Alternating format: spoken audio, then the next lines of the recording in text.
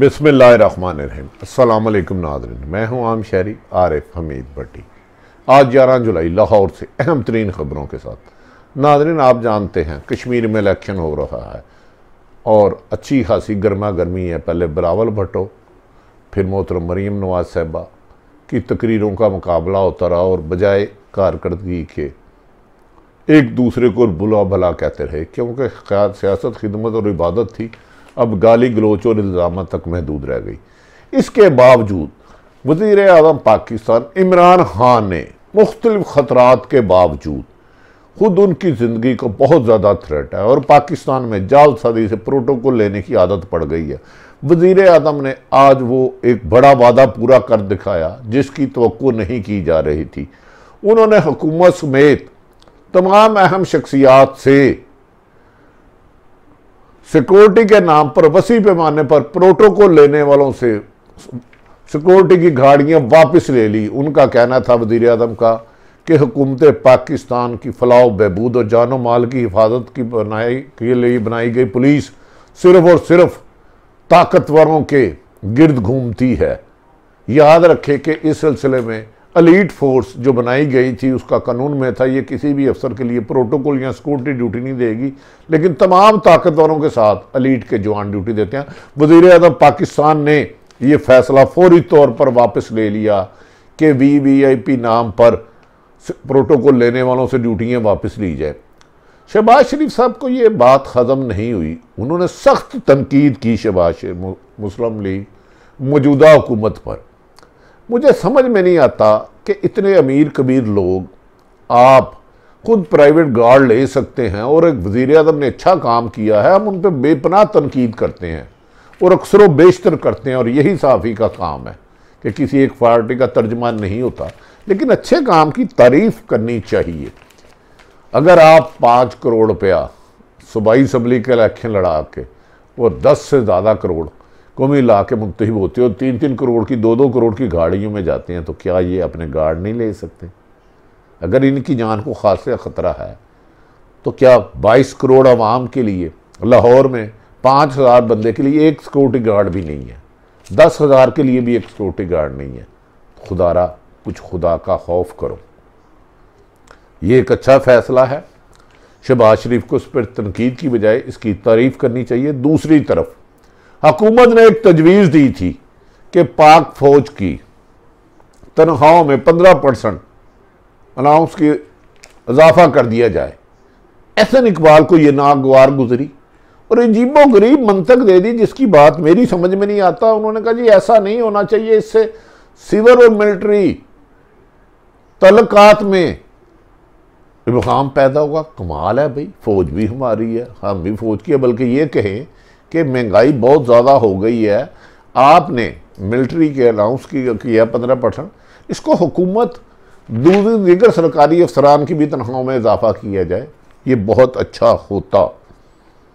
दूसरी तरफ शहबाज शरीफ ने कहा है कि उनके साथ तफ्तीश में FIA माहौल कर दिए। माहौल समझ दो, तबाल आंदी है, खिलखिला के हंसती है, जो यकीनन उन्हें नहीं करना चाहिए। वो एक अपोजिशन लीडर है। शहबाज शरीफ के साथ ये रवैया नामुनासिब है। नाज़रीन, हम पहली खबर पे आ जाते हैं। वज़ीर आज़म पाकिस्तान, इस वक्त पाकिस्तान में अगर सबको ज़्यादा दहशत गर्दी से किसी को ख़तरा है तो उसका नाम वज़ीर आज़म इमरान खान है, क्योंकि वज़ीर आज़म इमरान खान ने अमेरिकन प्रेसिडेंट जो बाइडन को वाशगाफ लफ्ज़ों में कहा था कि अफ़गानिस्तान के इशू पर आपको अपनी फ़ौजें नहीं देंगे, बेसिस नहीं देंगे, जिस पर कहा जाता है इंटेलिजेंस अदारों ने कि वज़ीर आज़म की जान को सख्त ख़तरा है, क्योंकि अमेरिका अफ़गानिस्तान में नाकाम रहा। भारत ने पाकिस्तान में दहशत गर्दी के लिए बंदे भेज दिए और कहा जा रहा है कि वज़ीर आज़म इमरान खान इस वक्त इंटरनेशनल सुपर पावरों के खुदा न खास्ता निशाने पर हैं। वो चाहते हैं कि ये रुकावट है, वरना माजी में तो सुपर पावरें फ़ोन करती थी तो पाकिस्तान के हुक्मरान डरते हुए कांपते हुए उनके हुक्म पर ना सिर्फ अपनी ज़मीन दे देते थे बल्कि जो चाहते थे वो मनवाते थे। नाज़रीन, इसके बावजूद वज़ीर आज़म इमरान खान ने वादा किया था कि वो सादगी अपनाएंगे। बहुत अच्छा फ़ैसला है कि उन्होंने कहा है कि प्रोटोकॉल के नाम पर दर्जनों पुलिस अफसर लेने वाले सरकारी डाले 4-4 लेकर चलने वालों के साथ सिक्योरिटी वापस ली। मैं इस इकदाम को अच्छा कहता हूं, लेकिन ताहम जिनकी जानों को खतरा है, जिंदगियों को खतरा है, जो दहशत गर्दी पर जिनके हमले हो चुके हैं, उन्हें प्रॉपर सिक्योरिटी देनी चाहिए। लेकिन यहाँ सिक्योरिटी के नाम को मिसयूज किया जाता है। और खुद वज़ीर आज़म साहब, इससे ज़्यादा अहम फैसला है कि आपके सरकारी अफसर जिन्हें 2 या 3 लोग टाइटल होते हैं ग्रेड 20 के, उन्होंने घर में 25-25 मुलाजम रखे हैं, उनके खिलाफ कार्रवाई करें। असल फायदा आपको तब होगा, 1000 हाँ वापिस आ जाएंगे पुलिस मुलाजमान जो अवाम की जिंदगी के लिए होंगे। इधर मिनिस्टर या कोई अहम शख्सियात की जो सिक्योरिटी पे होता है, गार्ड पे होता है, उनके साथ चलता है, वो कमांड सिक्योरिटी एलीट का जवान होता है, अलर्ट होता है। अवाम की फलाह बहबूद, जानो माल की हिफाजत के लिए जो मार्केटों में, बैंकों में लगाया जाता है, बीमार सा बूढ़ा सा आदमी लगाया जाता है, उसकी गन भी डांट के छीनी जा सकती है, उस गन से गोली नहीं चल सकती। वज़ीर आज़म, ये आपका इकदाम अच्छा है। वज़ीर आज़म के हुक्म पर जिनसे फ़िलहाल इब्तदाई तौर पर सिक्योरिटी ली गई, उनमें अहम तरीन शख्सियात भी शामिल हैं। वज़ीर आज़म ने अपना आखिर एक वादा पूरा कर दिया। ये प्रोटोकॉल के नाम पर ज़्यादा ड्यूटियाँ लेके पाकिस्तान के ख़जाने पर बोझ बने थे। परवेज़ खटक, शेरी रहमान, इब्तदाई तौर पर फवाद चौधरी से फौरी तौर पर फालतू स्पेयर सिक्योरिटी ले दी है। हम ये नहीं कि मुकम्मल सिक्योरिटी ले ली है, ज़्यादा जो मुलाजमीन थे जिनके वो इंटाइटल थे उससे जो ज़्यादा थी वो ले ली है। जबकि इसी तरह आफ्ताब शेरपाओ, अमीर मकाम, मियाँ इफ्तिखार से भी सिक्योरिटी वापस ले ली गई है। ताहम हुकूमतों ने कहा है कि जिन लोगों की ज़िंदगियों को खतरा है उन्हें स्पेशल सिक्योरिटी दी जाएगी। नाज़रीन, लेकिन वज़ीर आज़म का फैसला मैं इसलिए अच्छा समझता हूँ, आवाम तो बेयारों मददगार है, 90% रोटी से भूख है। ये हमारे जो 90% या 95% MP MNA वज़ीर या मशीर हैं कौमी या सूबाई असम्बली में, वो अरबपति होते हैं। वो कमो बेशतर जो आम तौर पे अंदाज़ा लगाया जाता है इलेक्शन कैंपेन का, सूबाई असम्बली का 5 करोड़ से ज़्यादा और कौमी असम्बली का 10 करोड़ से ज़्यादा, और कई 20-20, 40-40, 50 करोड़ भी लगाते हैं। इनकी गाड़ियाँ ज़ेर इस्तेमाल 90% लोगों की करोड़ों में होती है। तो अगर खुदा ना खास्ता इनकी जान को भी, यकीनन ये हमारे लीडर है, हमारे रहनुमा है, किसी भी जमात से वाबस्ता हो, हमें इनकी जानें भी अजीज हैं। लेकिन ये तो अपने प्राइवेट गार्ड अफोर्ड कर सकते हैं, ये 50-50 गार्ड अफोर्ड कर सकते हैं, 10-10 डाले ले सकते हैं। लेकिन गरीब आदमी जहाँ मार्केट में जाता है, जहाँ दहशतगर्द आके मून गुलशन पार्क में करता है तो सैकड़ों लोग शहीद हो जाते हैं। उसकी हिफाजत के लिए जो आप सिपाही खड़ा करते हैं वो खुद बीमार होता है और उसके पास सोटी भी नहीं होती, असला तो दरकिनार। अगर जो प्राइवेट जो वज़ीर हुकूमती ओहदेदार हैं या अपोजिशन के अफोर्ड कर सकते हैं, उन्हें प्राइवेट गार्ड रखने चाहिए। यकीनन वज़ीर आज़म साहब का ये खुशआइन फैसला है, इसे कौम सराहती है और सराहना चाहिए। मुखालफत बुराए मुखालफत नहीं होनी चाहिए। लेकिन दूसरी तरफ मेरी इतला के मुताबिक वज़ीर आज़म ने को खुद सख्त ज़्यादा थ्रेट है, इंटरनेशनल ताकतें उनकी जान की दुश्मन बनी है, उन्हें अपनी हिफाजत पर प्रॉपर सिक्योरिटी रखनी चाहिए। मैं प्रोटोकॉल का लफ्ज़ नहीं कह रहा, क्योंकि उन्हें इंटेलिजेंस अदारों ने इतला दिया कि गैर मुल्की ताकतें उनकी दुश्मन बन चुकी हैं और उन्हें अपनी हिफाजत की ज़रूरत है और हुकूमत को चाहिए कि उनके सिक्योरिटी के इंतजाम मुकम्मल करे। नाज़रीन, वज़ीर आज़म के इस अच्छे इक़दाम के बावजूद अपोजिशन की उन पर तनकीद ज़ूम बेमानी सी लगती है, मुखालफत बराए मुखालफत लगती है। क्या आवाम की हिफाजत के लिए वादे करना, सरकारी ख़जाने पर बोझ बनने वालों को अगर सिक्योरिटी वापस ले ली जाए तो कोई हर्ज नहीं है, क्योंकि वो प्राइवेट सिक्योरिटी भी अफोर्ड कर सकते हैं। ताहम हुकूमत की जिम्मेदारी हर ख़ासो आम शहरी की ज़िंदगी की हिफाजत करना। नाज़रीन, इस मौके पर शहबाज शरीफ ने बहुत सख्त तनकीद की है। ANP के लोगों पर हमला हुआ, उन्हें प्रॉपर सिक्योरिटी देनी चाहिए, उनकी ख्वाहिश के मुताबिक देनी चाहिए, जिस पे उनकी हिफाजत यकीनी बजाए। लेकिन शहबाज शरीफ को तनकीद नहीं करनी चाहिए। वो एक अच्छे वज़ीर आला है। उन्होंने माजी में एक बहुत अच्छा फ़ैसला किया था शहबाज शरीफ ने कि 10 बजे के बाद शादियों की लाइटें बंद कर दी जाएंगी और 1 डिश होगी। आज तक हम उसकी तारीफ़ कर रहे हैं, वो कि आप आजकल उस पर अमल दरामद नहीं हो रहा। तो शहबाज शरीफ साहब, आप अपोजिशन लीडर हैं, अवाम के अगर ख़जाना लूटा जा रहा है, अगर वज़ीर ने अच्छा फैसला किया है तो आप करें। ताहम आपकी ये बात ठीक है कि आप पर FIA ने बदतमीज़ी की, आपका मजाक उड़ाया, आपको बुरा भला कहा, ये सूरत हाल मुनासिब नहीं है। FIA के तर्जमान ने इसकी तरदीद की है। कहा गया कि शहबाज शरीफ का कहके लगा के मजाक उड़ाया गया। अपोजिशन लीडर के साथ ये रवैया मुनासिब नहीं है। कल के आज के कुरान कल भी हो सकते हैं। नाज़रीन, दूसरी तरफ आज बहुत ज़्यादा जो शोर पड़ा मरियम नवाज़ की, वहाँ में जाके तकरीर करने का पड़ा कश्मीर में। उन्होंने कहा कि हमने मसलत का बयानिया छोड़ दिया है और हमारी जंग होगी। पहले बयानिया था क्या? पहले आप इक़्तिदार में 3 दफ़ा आई, कैसे पहले ये बता दें। अगर हर जंग भी करनी है तो किसके साथ करनी है? क्या अपने ही मुल्क के साथ, अपने ही सियासतदानों के साथ? ये मुनासिब नहीं। उधर की जो गुफ्तगू की गई आज उनसे गलती हो गई, यहाँ उन्होंने जानबूझ के किया। उन्होंने अपनी एक तस्वीर तुलवाई और अपनी मौजूदगी में कहा कि मैं कश्मीर में हूँ और उधर के बैकग्राउंड लेके, लेकिन उसी बैकग्राउंड में उन्होंने नवाज शरीफ की तस्वीर के साथ ट्वीट कर दिया, जिस पर शहबाज गिल समेत हुकूमत ने लोहा व लत्ते लिए। उन्होंने कहा कि 3-4 साल पहले ये शो किया गया है कि नवाज शरीफ वहाँ खड़ा था और वो आज पत्थर भी वहाँ हैं, दरख्त भी ऐसे है, रास्ता भी ऐसे है, और सख्त तनकीद की। हुकूमत के मुताबिक, शहबाज गिल और दीगर दोस्तों के मुताबिक, वो कहते हैं ये फ़ोटोशॉप है, ये जालसाजी है। उनके मुताबिक मरियम नवाज़ को आदत पड़ गई है जालसाजी की।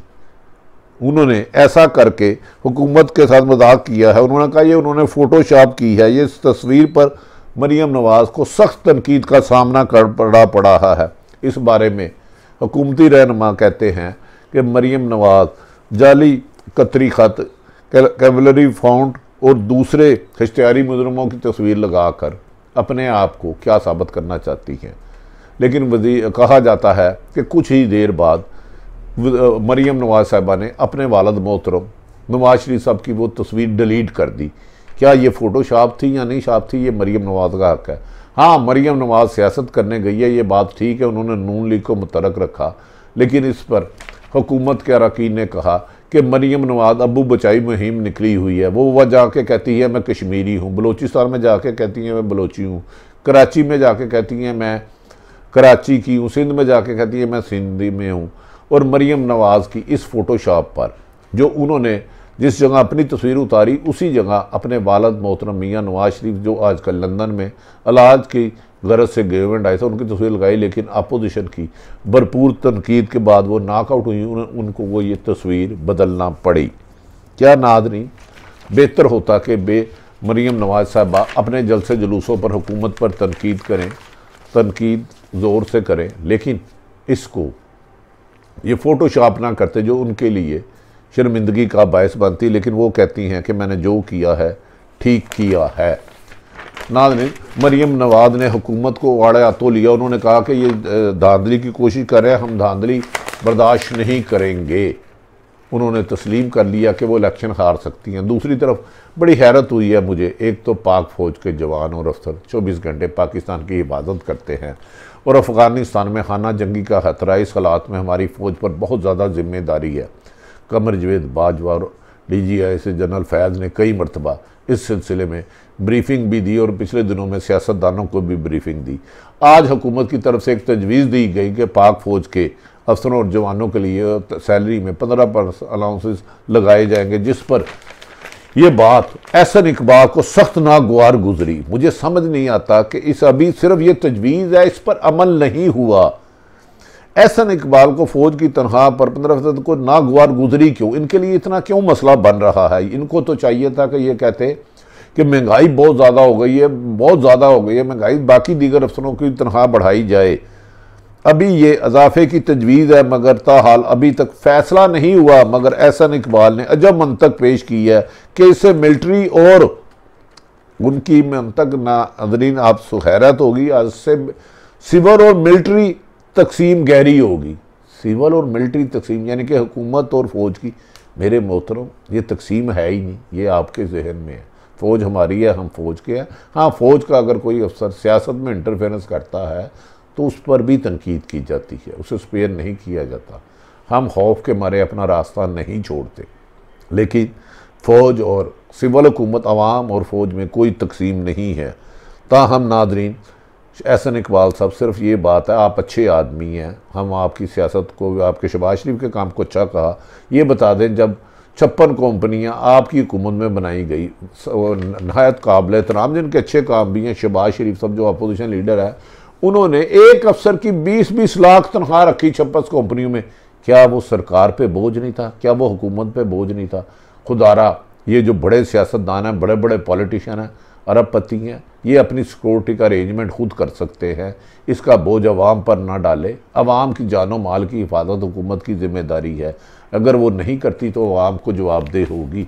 नाज़रीन, मैंने सियासी सूरत हाल आपके साथ रखी। बिलावल भुट्टो का अमेरिका जाना और शेख रशीद के मुताबिक उन्होंने अपना CV लेके गया कि उन्हें अंदर मुंतखब कराया जाए। शायद शेख रशीद ये समझते हैं या ये कहना चाहते हैं पाकिस्तान में हुकूमतें अमेरिका की मर्ज़ी से बनती हैं।